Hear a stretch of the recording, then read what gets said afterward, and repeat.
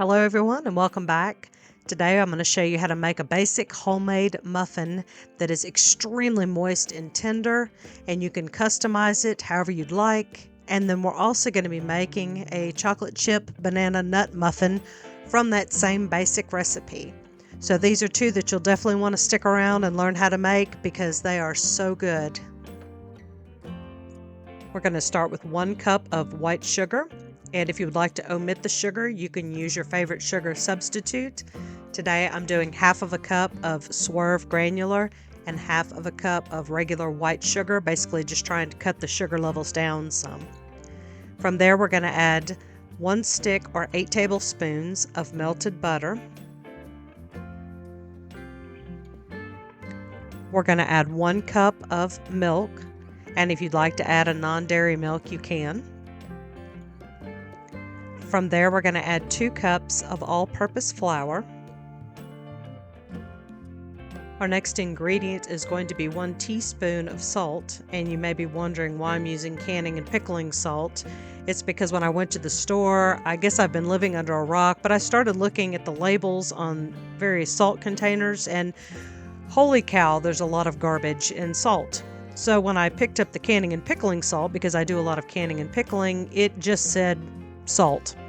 So therefore it came home with me, and now I just have salt and no added garbage. Our next ingredient that we're going to add is 1 tablespoon of baking powder. And this is another one you may want to take a look at because a lot of them have aluminum in the ingredients. I'm not sure why, but it doesn't sound like a good thing to me. Although if it doesn't bother you, you do you. This one I found at Walmart, and it was the same price as every other baking powder they had on the shelf, so it's just something to note. Our next ingredient is a flax egg, and that's going to be 1 tablespoon of ground flax combined with 3 tablespoons of water, and you want to make this about 5 minutes before you're ready to use it. And basically it will solidify into a little eggy mass, and it replaces the egg as a binder. Now you're more than welcome to use 1 egg in place of this if you would like, if you don't have flax on hand, but this works beautifully as a binding agent in your muffins. And from there, that's your basic muffin recipe. You basically just mix to combine, make sure you don't overmix, or you can add whatever kind of fruit or nuts or whatever. Today we're going to be making our chocolate chip banana nut muffins. We're going to add 1/3 cup of mini chocolate chips, 1/3 cup of pecans, and 2 very ripe bananas that have been mashed. Again, whenever you mix this, you really don't want to overmix it. You kind of want to mix it until things are combined, but don't overmix because that'll really start to activate the gluten in your flour, and you'll have some little tough, chewy muffins, and nobody wants that. From here, I recommend that you line your muffin tin with some kind of muffin cup, whether it's paper or silicone or whatever. And then I fill mine pretty full, and because these are the banana nut ones, I top them with a few little pecans just for garnish. And you want to bake them at 400 degrees Fahrenheit for approximately 25 minutes.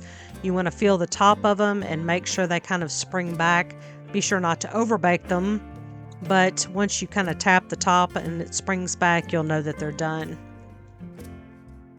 You have to forgive my camera angle on this one. I think I had the camera a little too far down. This is a one-woman operation here, so you know those things happen. But the muffins turned out very moist and very tender, and I'm definitely giving it a thumbs up.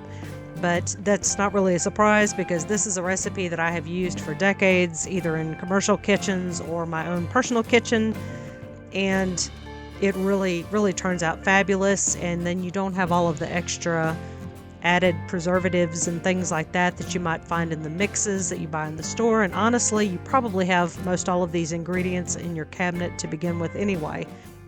So I hope you give this one a try and leave me a comment down below if you liked it. If you didn't like it, just let me know how it turned out.